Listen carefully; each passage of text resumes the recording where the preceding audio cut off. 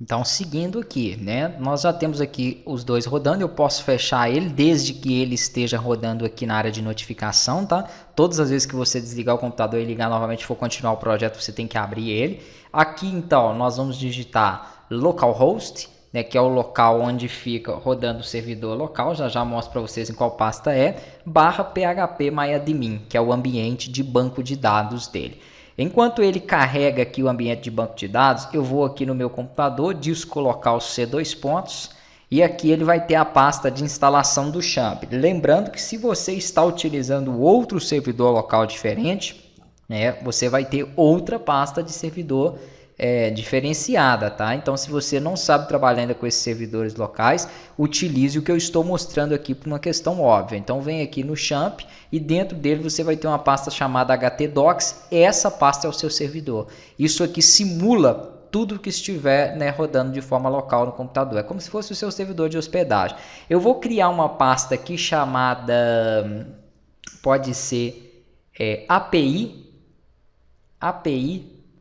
Eu já tenho uma chamada API que eu utilizei no curso anterior, né, de Ionic com MySQL, onde eu ensinei todo o CRUD, tudo passo a passo. Essa aqui eu vou chamar de API financeiro. Pronto. É como se o meu site agora fosse localhost/API financeiro. O endereço, né, dele fosse esse. Então, API financeiro. Tudo junto, tá? Tudo junto aqui para a gente não ter que ficar digitando isso depois. Então, significa que o arquivo ou os arquivos de conexão, além dos arquivos que eu vou estar utilizando para a API, eu vou estar inserindo aqui dentro desta pasta. Eu não vou criar aqui nem abrir um outro editor, né, para ele, porque os arquivos que eu for montando eu vou estar abrindo nessa mesma tela aqui, tá, para poder trabalhar de uma forma mais simples. Eu vou fechar por enquanto esse CSS. Não vou mexer com isso por enquanto, o App Component também não, e nem as rotas, né? Daqui a pouco nós vamos ter que criar também um provider para comunicar com a API.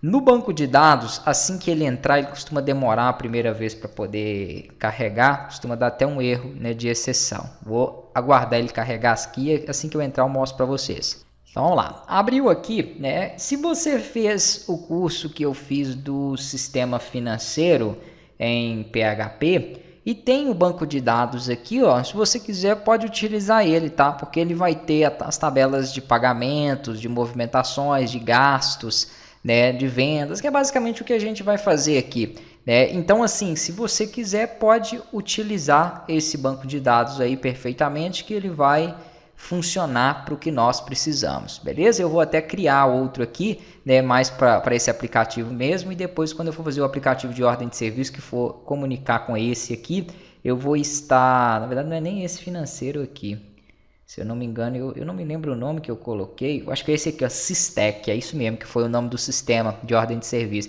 Então, se você fez ele, você tem essas tabelas aqui, ó. Eu vou criar uma tabela igual ela, por exemplo, para gastos, né? Vai ser uma tabela com esses mesmos campos aqui que eu tenho, tá? Movimentações, os mesmos campos, porque depois eu vou comunicar tanto esse aplicativo financeiro quanto o de ordem de serviço, eles vão se tornar um só e aí nós vamos ter esses dados. Aí, se você não teve, está acompanhando somente esse, beleza. Vamos lá, vamos fazer o seguinte aqui, ó. Aqui eu tenho ID, valor, motivo, funcionário e data, são 5 campos. Vamos criar aqui um banco de dados, tá? E esse novo banco de dados eu vou chamar ele de... Deixa eu sair fora aqui, ó. Eu vou chamar ele de... base de dados, pode ser a Ionic, pode ser App Financeiro, vai ser o nome dele, App Financeiro. Vou criar a tabela exatamente igual àquela que eu tenho ali. Vou fazer aqui o passo a passo, porque para quem não sabe ainda trabalhar direito, se eu for utilizar direto aquele banco de dados agora, pode ficar com dificuldade para criar esses campos, né? Então não tem necessidade. Utilizem a codificação aqui, ó, UTF-8 General CI, para não ter problema quanto à acentuação e caracteres especiais, tá? Vou chamar então ele de App Financeiro, beleza, e vou criar. Criado o banco de dados, nós precisamos de criar as tabelas para esse banco de dados. Então eu vou criar uma tabela aqui chamada gastos, que vai ser onde eu vou trabalhar inicialmente, e a de usuários, né, para a gente poder trabalhar. Então vou fazer a de usuários primeiro, para poder trabalhar o login. Eu só vou confirmar aqui, ó, quais foram os dados que eu coloquei nessa tabela de usuários, que como eu falei, eu vou estar criando igual, né, porque depois eu vou comunicar o meu sistema web com este aplicativo, tá? Então, por isso eu não estou utilizando o mesmo banco de dados para facilitar aí, né, para quem não tem esse conhecimento, esse entendimento.